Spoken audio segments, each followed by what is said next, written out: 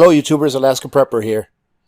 I was watching a documentary just a few days ago about the Dust Bowl that took place, I believe it was in the early to mid 1930s. And then today, as I'm going through my news feed, I see this article. And to tell you the truth, I didn't even know that this was going on until I read this article. So I thought I'd share it with you. Ladies and gentlemen, before I continue with this video, I wanted to introduce you to Southern Boy Prepper. Southern Boy Prepper is one of our community members, and him and his family have recently been terribly affected by Hurricane Laura. On the description of this video, I'm going to go ahead and leave a PayPal account that you can donate to. If you can, ladies and gentlemen, I've made a donation of $100 towards Southern Boy Prepper and his family for the devastation that they have been going through due to Hurricane Laura. From what I understand, most of their property sustained very heavy damage, and Southern Boy Prepper, on top of that, just found himself out of a job through no fault of his own, of course. Now, ladies and gentlemen, you know that I believe in charity, and I believe that charity should first and foremost come from your community. So if you can, please donate $1. I've always said that many hands make little work. If everyone that sees this video and can donate $1 does so, then it would make a great impact and a positive difference in one of our community members' lives. So having said that, again, I'm going to go ahead and leave the link to his PayPal account in the description of this video and also in a pinned comment. And if you can, please do. All right, let's get back to the video. And why am I sharing this with you, ladies and gentlemen? Because information is a way of being prepared. With information, we can make educated decisions that will affect us and our families and even our communities in the future. So it's important that we look at things that are happening within our own country and within the world and see how those things can affect us, not only in the now, but in the future.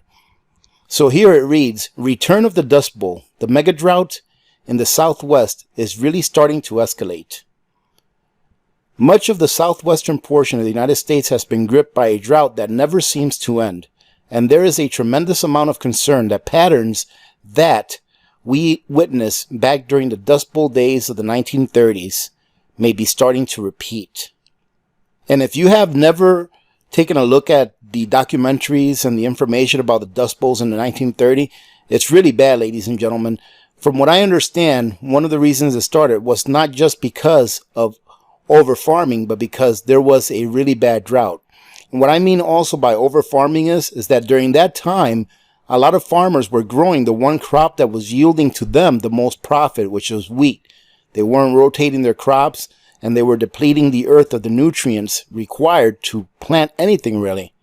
And then on top of that, they ran into this mega drought, which is the other reason why they had a Dust Bowl during that era. Now, there may be other factors, but those are the two main factors that I can see that caused that to happen. The droughts and the overfarming of the land and the topsoil just being degraded to the point where it could no longer sustain itself, meaning that it could no longer stay there, stay grounded. In previous articles, I discussed the extreme heat that we have been seeing in the region lately. Phoenix has never had more days in a year when the high temperatures hit as high as 115 degrees. And other southwestern cities have been smashing records as well. At the same time, precipitation levels have been very low, and the combination of these two factors is starting to cause some major problems.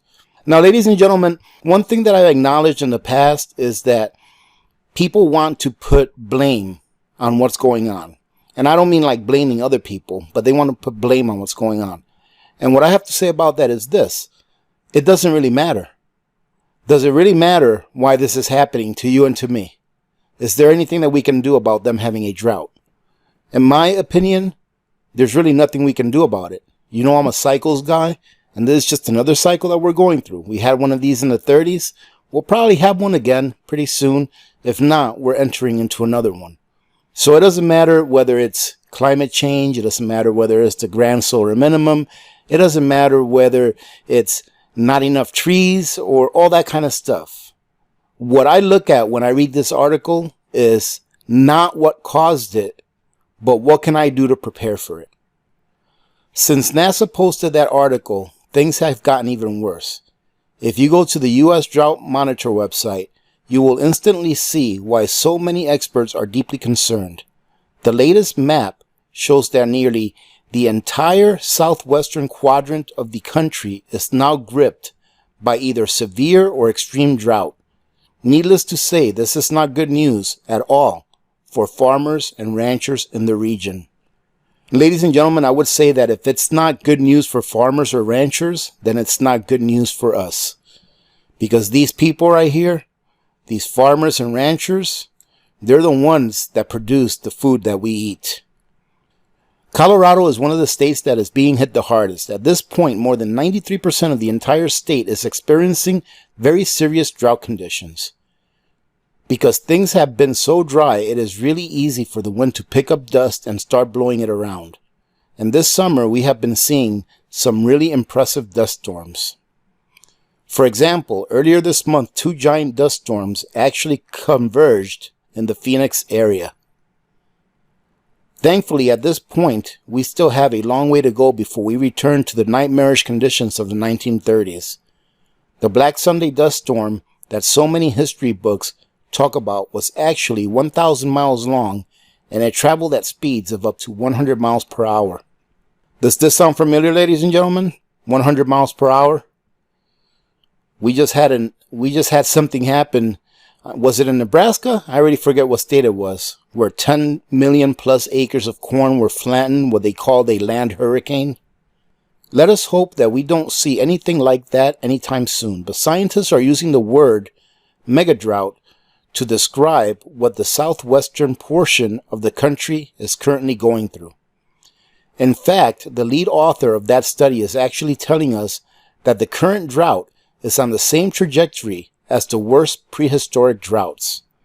And that's not good news, ladies and gentlemen. This is what he said.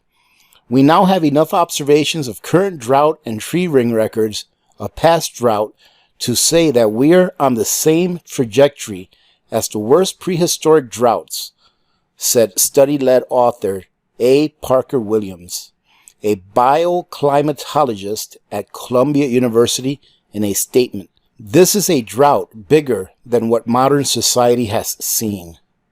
Ultimately, the experts don't know how long this new megadrought will last. It could theoretically end next year, or it could persist to the foreseeable future. But if it continues to intensify, it is going to become increasingly difficult for farmers and ranchers to make a living in the affected area.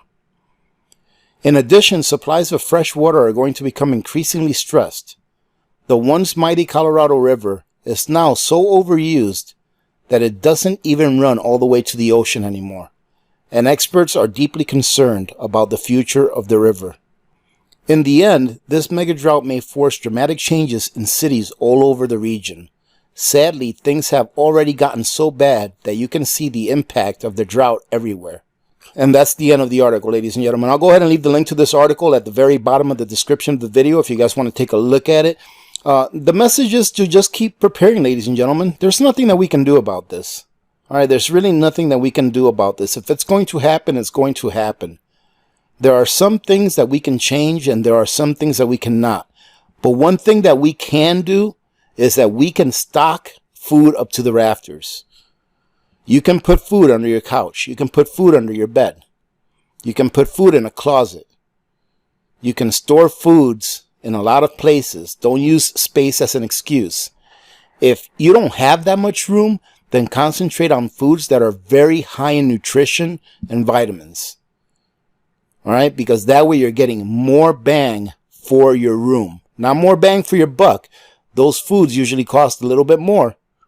But you're getting a lot more bang for the room that you're taking up when you store really high nutritious foods.